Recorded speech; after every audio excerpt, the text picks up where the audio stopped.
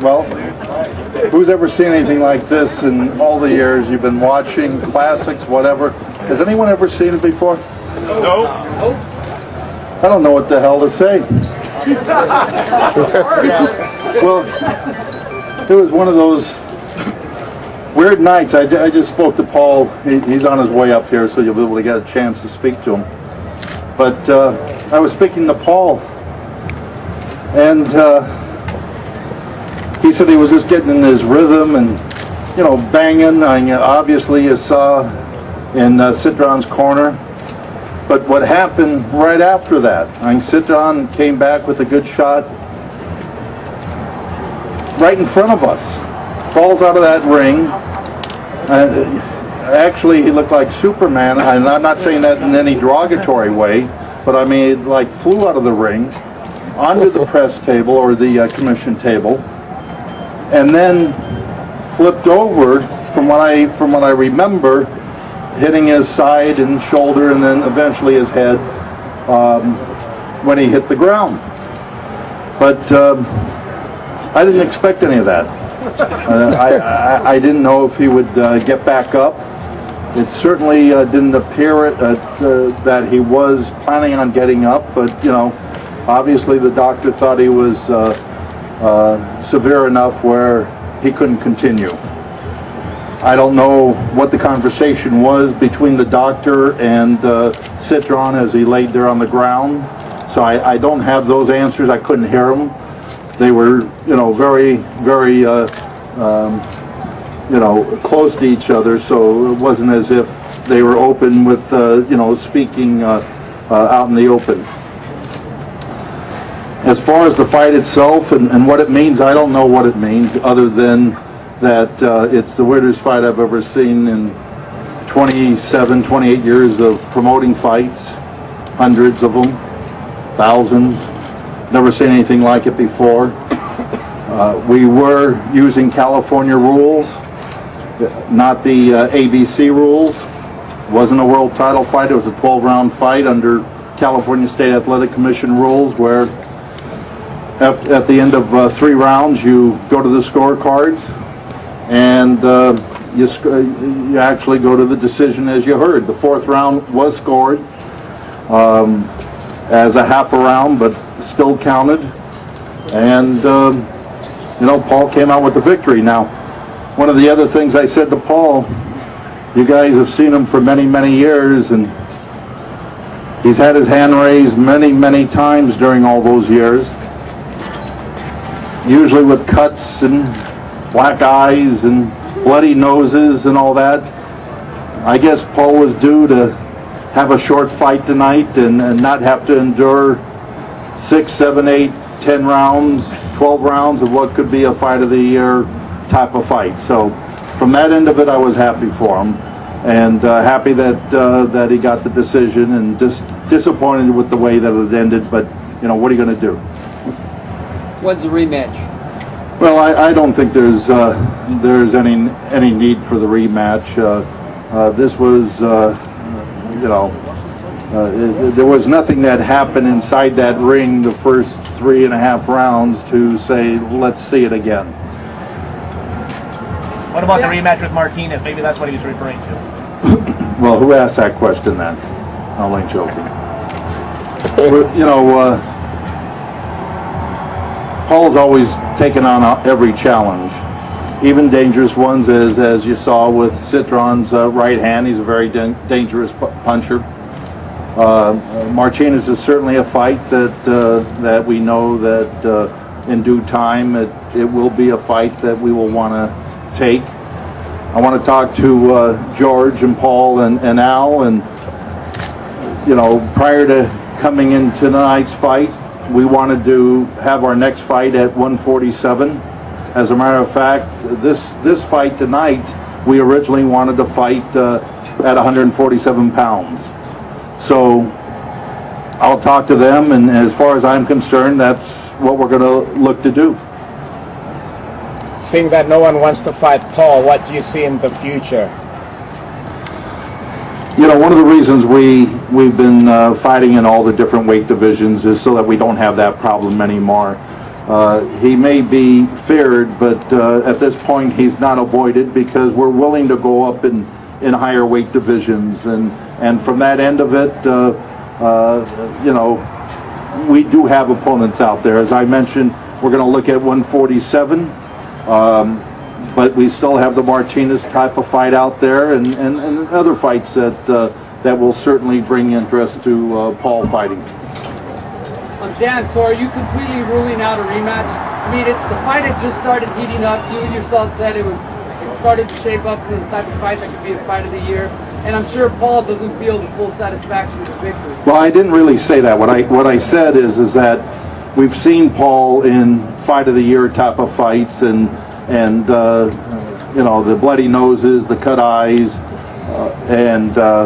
and usually getting his hand raised. Here it was an experience that none of us have witnessed or been involved with through the years, and to come out of it after 3.5 rounds with your hand raised, it's unusual, because usually we'll see Paul in a fight of the year type of candidate.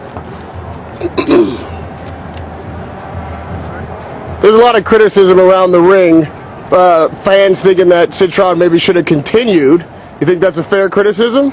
Look, I can't get inside a fighter's head.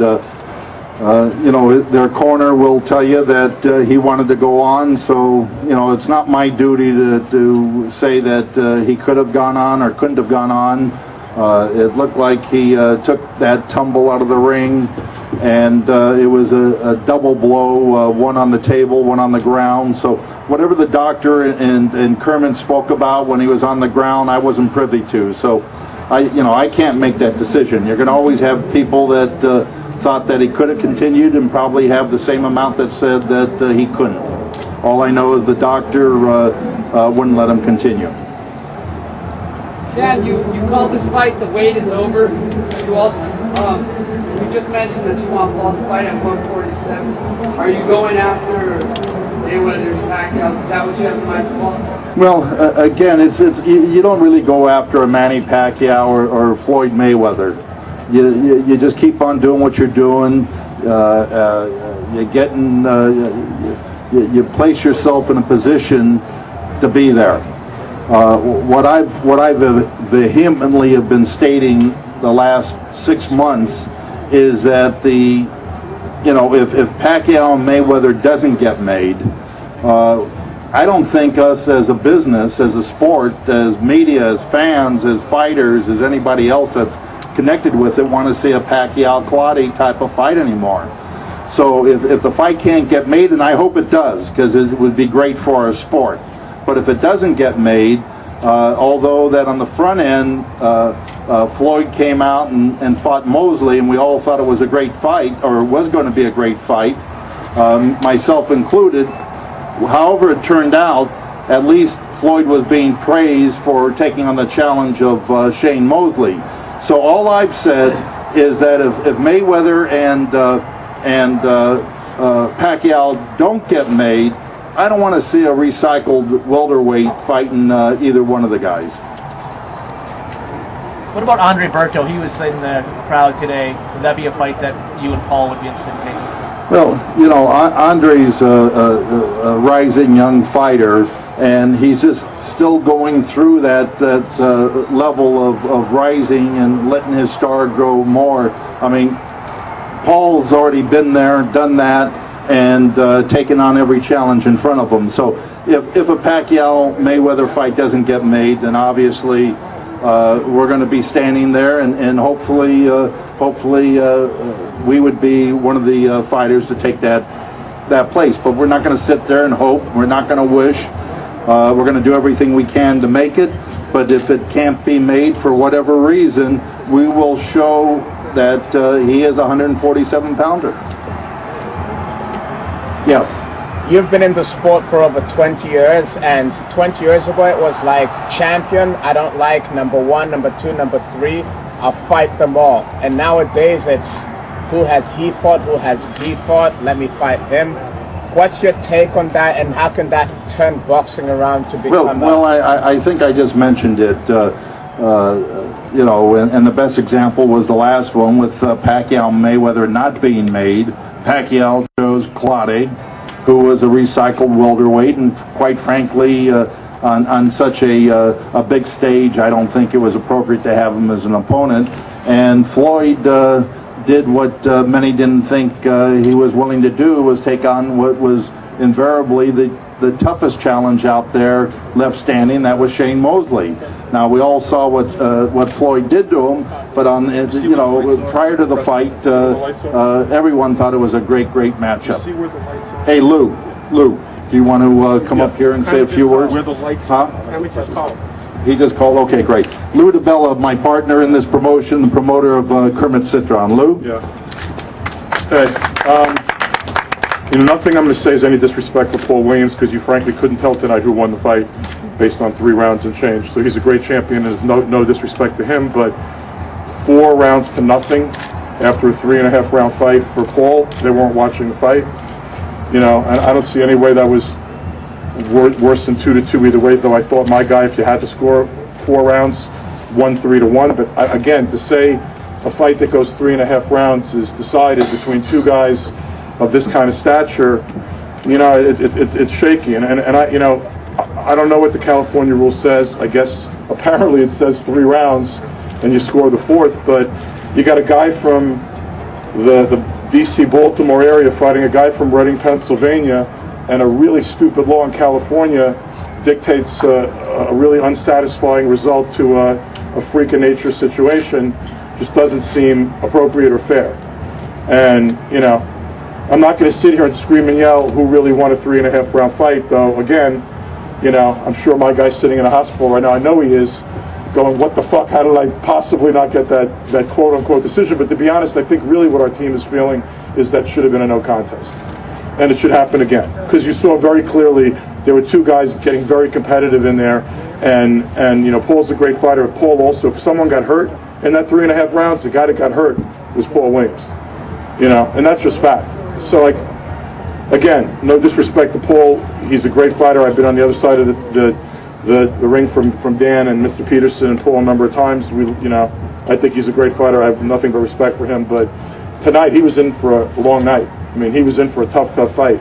And we all got robbed by circumstance. So, and again, Goosen doesn't write the California laws, so I ain't mad at anybody. But it's a dumb, stupid law. And to have 2 guys from other states have a very peculiar California rule determine the outcome of something like that, in my view, is just wrong. And we're going to send in protests and everything else, but it's not going to matter. Really, what we want is a rematch. That's what we want. Lou, did you see the second that he fell with? No, I saw that. One of the things, I just spoke to Kermit. He said to tell everybody he's fine. I think he feels a lot, basically the same way Paul feels, that was very unsatisfying for everybody. I think he actually felt like he was going to have his night, so I think he's especially crestfallen. What he said to me, and I guess people who were standing right there heard it and said it, he was telling the doctor he wanted to try to get up and continue. He said that he thought he was okay. But I understand why the doctor did what he did, because there were 2 impacts, and the second one he looked like he hit his head, and it looked like he hit pretty hard. It was right in front of him, it was right in front of me. And as soon as the doctor saw the second contact with his head on the ground, he wasn't going to let him get up. He wanted him to be checked out. And, but he did immediately try to get up. He wanted to get up. He wanted to continue fighting. I think we would have seen exactly what we were promoting, which was a great fight. But, in famous parlance, shit happens. Both doctors were attending you, and Lou, as far as 2 fighters that aren't from the state of California, obviously whatever the rule was, it was. I mean, who knew what the scores were? No one did. Huh? What about the rules? Well, again, it's kind of what I said earlier, Ronnie. I don't know if you were here, but quite frankly, there was nothing that happened in that ring that I believe that anybody would sit there other than maybe. I don't agree with that at all. Ask these guys if they knew who was going to win that fight. No. I didn't say that. And if you can get Pacquiao or Mayweather, it's one thing. If you don't, do the fucking right thing. Lou, I'm not saying that. What I said is there was nothing in there that would really be compelling. to want to see the fight again. I mean, obviously we only saw we only saw 3.5 rounds. I totally don't agree with you. I think your guy, the fourth round was a terrific round. There were 2 excellent rounds. Your guy got hurt. Look. Your guy got hurt. Obviously, as we've discussed before, there's a lot of fights that if they aren't made, obviously Kermit is always a possibility. So, you know, well, Paul Williams.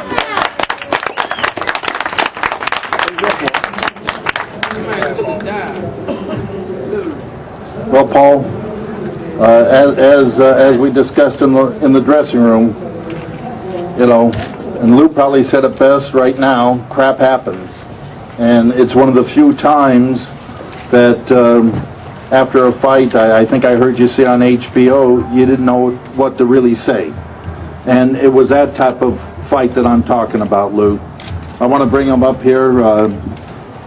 Certainly ask he or George Peterson any question you want, or obviously Kermit Cintron's trainer, Ronnie Shields, or Lou DiBella, his promoter. I want to bring him up though now to say a few words and let you hear what he told the HBO audience and the time to reflect on what happened. Paul Williams. Paul. How y'all doing? I mean, I just hope Cintron was alright and stuff, you know. But that's good, you know. But you know, the punch started heating up in that fight. You know what I'm saying? I started getting in my rhythm. And you know what I'm saying? He caught me with a nice shot. You know what I'm saying? I bounced right back. You know what I'm saying? Glancing with a glancing left hand. Then you know what I'm saying? He like pulled my head down, and then I tripped over and fell. You know what I'm saying? Then he went out the ring. You know, and that was the end of it. But you know, the punches and everything. Everything started heating up in there. And that round was gonna be a lot of action around. You know, so Mr. Peterson told me, you know what I'm saying? Don't start out like you normally start out, because you know Ronnie Shields probably telling Cintron, you know what I'm saying, throw right hands or the hook or whatever. So our game plan was to be real relaxed this fight, you know what I'm saying, sit back and just fill him out, just keep getting in our rhythm. And then when he told me to step it up that round, he like, this round we just apply direct pressure on him now. So that's when we started getting into a little missing, but you know, the fight ended short, so you know, anybody knows psychic, so that's the end of it, you know. Any questions? Paul, have you ever seen anything like that, even in sparring, where a fighter falls out of the ring? No, the only time I've seen something like that was with Bernard Hopkins, you know, and Robert Allen, you know, but that. Got knocked out.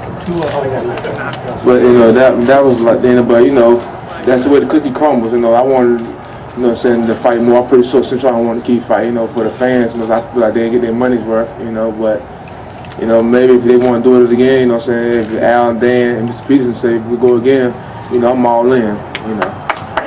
Hey, Will, that's a fight. That is a fight. That's what you want to hear. That's right. Well, as I said earlier, Paul's never turned down any challenge. Were you hurt? Paul?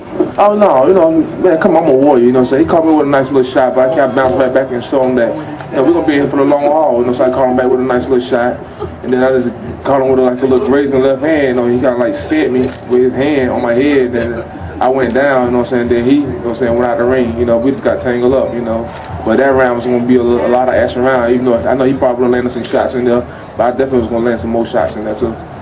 You feel like you won that fight legitimate? Of course I feel like I won the fight, you know what I'm saying? Anytime you get a win, you feel like you win, you know what I'm saying? I feel like I was, you know what I'm saying, he caught me with some little shots in there, but I feel like I was bossing him and stuff. You know, There's an old rule, you don't argue with a W. Well, you did. You got the W, you got the W. Lou says it back. You did. But, you know, I mean, I can't say no, I can't tell you how the fight was. I know I was going to win the fight, because that was my mind frame to go in there and win the fight. But, you know, maybe, you know, something happened, you know what I'm saying? And I don't know what to say, you know, it was just, I don't even know what to say, man. You know, me, I like to be in a fight like it's a war, you know what I'm saying, all the way through the whole 12, but I can't speak on it, you know. I don't know what to say, you know. Paul, George. Paul, Yeah. I'm used to seeing you throw punches. I mean, with you, it's all about output.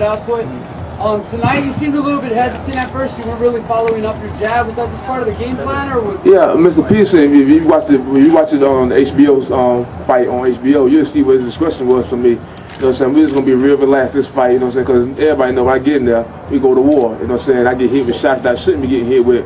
But this fight was, you know what I'm saying, just to fill him out of the box, you know what I'm saying, just stay distance.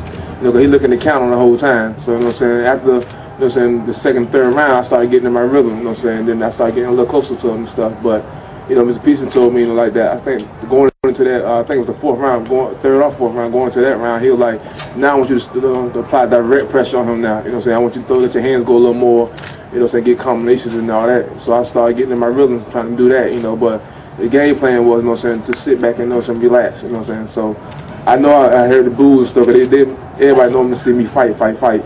You know, but I had to listen to my man this time, you know what I'm saying, because sometimes I don't listen to him, and I make the fights more harder, but it be action. I love the action, but this time, he like, you know what I'm saying, he going to put the choke on me, you know what I'm saying, and keep me on the choke tag, you know what I'm saying, so I can't, you know what I'm saying, go out there and blaze. This time, I had to follow the game plan, so it most definitely, it was going to heat up later in the later rounds and stuff, but he was let me off the chain, but he like, till then, you know what I'm saying, just keep doing what you're doing, you know, I was doing good, so he was like, he was pressing with it, so got to follow the game plan.